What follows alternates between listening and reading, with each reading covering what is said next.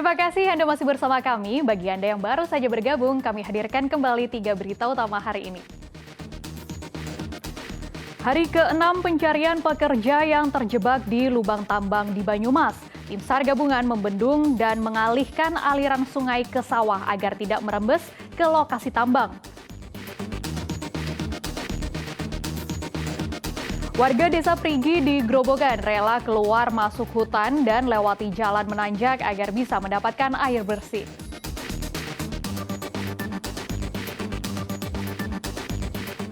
Karnaval Lurik berlangsung meriah di Kota Seribu Candi.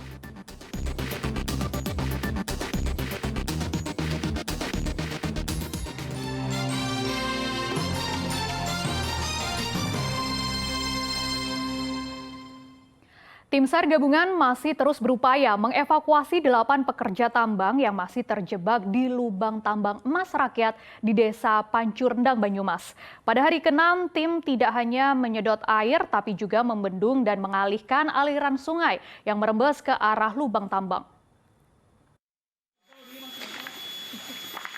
Tim SAR gabungan terus berupaya keras menemukan 8 pekerja tambang yang masih terjebak di lubang tambang emas rakyat di Desa Pancurendang, Banyumas. Pada hari ke-6 Senin pagi, tim melanjutkan penyedotan air dari sejumlah lubang tambang tempat para pekerja terjebak. Upaya pengurangan air juga dilakukan dengan cara membendung dan mengalihkan aliran sungai ke area persawahan dekat lokasi tambang.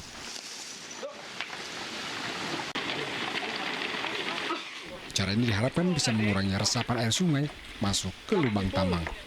Mengurangi debit, makanya sungai yang di atas sana yaitu di bagian hilir kita bendung, maksudnya aliran sungainya dialirin ke tempat lain, jadi tidak melewati sungai yang kecil ada di belakang sini. Berapa titik Pak yang dibendung Pak? Satu titik tapi cukup lebar. Ini hasilnya sudah seperti apa Pak? Atau apakah air yang masuk ke sumur itu sudah berkurang atau seperti apa? Ini sampai sekarang masih dalam pelaksanaan, jadi kita belum tahu hasilnya. Nanti pas briefing sore mungkin bisa kita dapat. 8 pekerja terjebak dalam lubang tambang pada Selasa pekan lalu. Mereka tidak sempat menyelamatkan diri karena genangan air datang tiba-tiba membesar di dalam lubang sehingga mereka terjebak. Selain karena kondisi lubang berliku-liku, kedalaman lubang tambang yang mencapai puluhan meter menjadi kendala bagi tim SAR gabungan untuk menemukan para pekerja. Mardianto melaporkan dari Banyumas. Warga pinggiran hutan Desa Prigi di Grobogan terpaksa berburu air ke tengah hutan lantaran sumur warga mulai kering akibat kemarau. Warga sudah kesulitan air selama 3 bulan terakhir.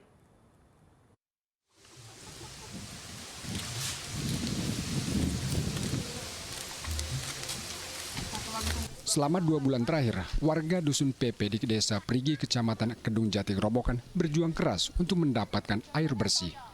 Mereka rela keluar masuk hutan untuk mencari sumber air. Warga harus melewati jalan menanjak sejauh 2 hingga 3 km sambil menggendong jerigen air.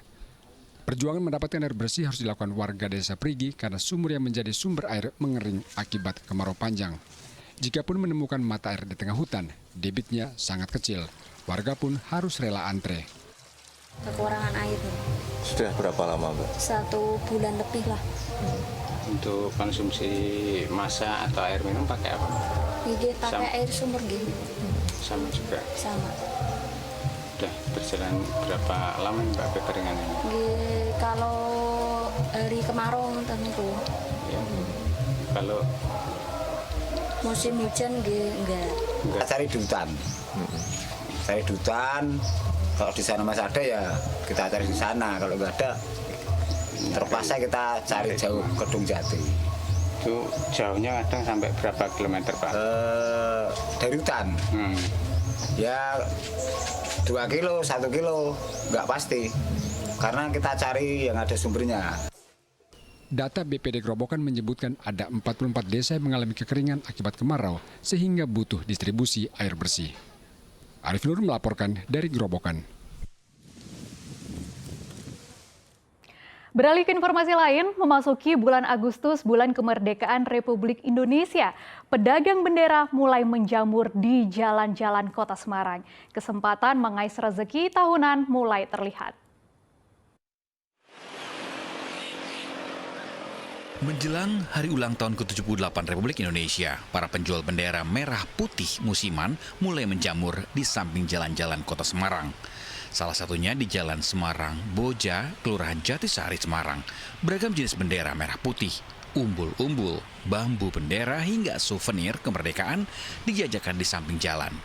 Satu persatu pembeli berdatangan ingin mempersiapkan diri memeriahkan ulang tahun kemerdekaan Republik Indonesia. Para pedagang menyatakan kebanyakan pembeli masih memilih bendera merah putih ukuran sedang untuk dikibarkan di depan rumah masing-masing. Selain bendera merah putih, umbul-umbul juga laku keras. Umbul-umbul biasanya dipasang di perkantoran, sekolah, dan gang jalan permukiman untuk memeriahkan HUT kemerdekaan Indonesia. Dari kemarin hari Senin ya. Kalau sehari ini gimana? Dapat berapa? Menjual berapa bendera ini? Alhamdulillah sekarang agak lumayan. Berapa 10 biji lah. 10 biji ya.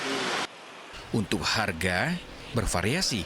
Bendera merah putih ukuran kecil dijual Rp15.000, ukuran sedang dijual Rp25.000, dan ukuran besar dijual Rp40.000.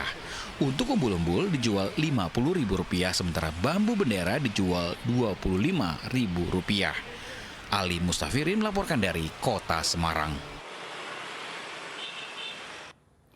41 klub layangan hias dari berbagai daerah di tanah air ambil bagian dalam Festival Layang-Layang Internasional yang digelar di Pantai Selatan Purworejo, Jawa Tengah pada Minggu siang. Dalam acara tersebut, layangan cantik dari berbagai bentuk berterbangan menghiasi langit Pantai Ketawang. Langit Pantai Wisata Ketawang, Kecamatan Gerabak, Purworejo makin cantik pada hari Minggu siang. Sedikitnya 41 klub layangan dari berbagai daerah di tanah air dan 4 klub layang-layang internasional ikut ambil bagian dalam Festival Layang-Layang Internasional. International Kite Festival 2023 diikuti klub layang-layang dari Indonesia dan dari 4 negara yaitu Swedia, Malaysia, Jepang, dan Singapura. Yosa Huda adalah salah satunya. Ia tertarik dengan motif layang-layang yang bisa mewakili budaya Indonesia. I'm interested in kite culture in Indonesia, so I'm learning how to make kite in Indonesia. I'm making a leaf shape down kite. Berbagai bentuk layang-layang bisa dinikmati selama 2 hari Festival Layang-Layang Internasional ini. Mulai dari bentuk ayam, ubur-ubur, boneka, ikan, gerobak UMKM, serta layangan cantik lainnya. Beterbangan tertiup ke sana kemari mengikuti arah angin pantai. Cantik sekali. Dan kegiatan ini memang salah satu kegiatan tahunan yang menjadi salah satu event unggulan untuk Kabupaten Purworejo setiap tahunnya. Yang menjadi target Pak untuk kegiatan dari event ini apa? Jadi ke depan ini akan kita kembangkan menjadi salah satu event yang unik. Kami tadi sudah diskusi dengan beberapa pelayang baik nasional maupun internasional ke depannya dengan uniqueness yang ada di Purworejo, mudah-mudahan dapat mendukung sektor pariwisata yang ada di Kabupaten Purworejo dan tentu saja akan bermanfaat mendukung daya saing perputaran ekonomi yang ada di Purworejo untuk masyarakat. Sedikitnya 3 kategori layang-layang yang dilombakan, diantaranya layang-layang tradisional, 2 dimensi, 3 dimensi, dan tren naga. Hadiah yang diperebutkan yaitu uang pembinaan, plakat, dan piagam. Wahyu Diono melaporkan dari Purworejo. Memperingati hari jadi ke-219 Kabupaten Klaten, Jawa Tengah, ratusan peserta mengikuti Karnaval Lurik sebagai ciri dari kota Seribu Candi. Ajang tersebut juga tentunya sebagai wadah mengenalkan lurik kepada kaum muda.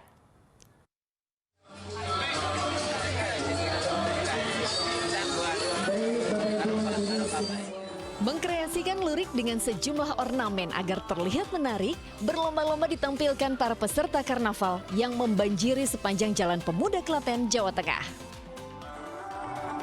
Mulai dari kebaya, surjan, hingga kostum yang lengkap dengan aneka properti.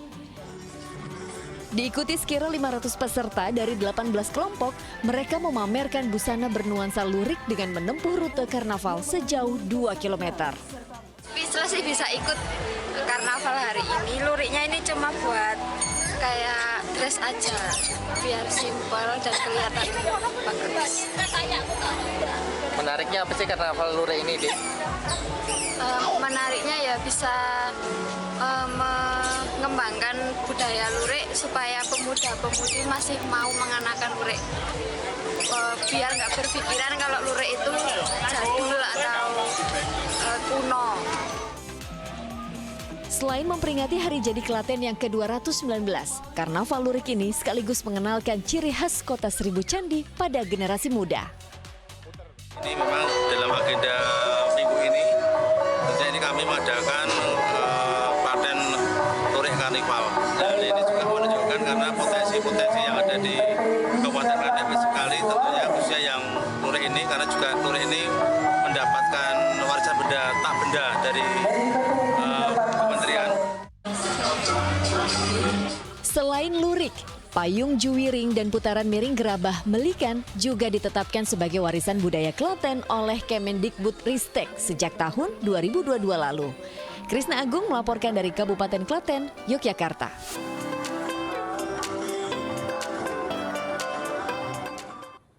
Informasi tadi mengakhiri jumpa kita hari ini. Atas nama rekan yang bertugas, saya Fri Meriana mengucapkan terima kasih atas kebersamaan Anda. Selamat beraktivitas dan sampai jumpa.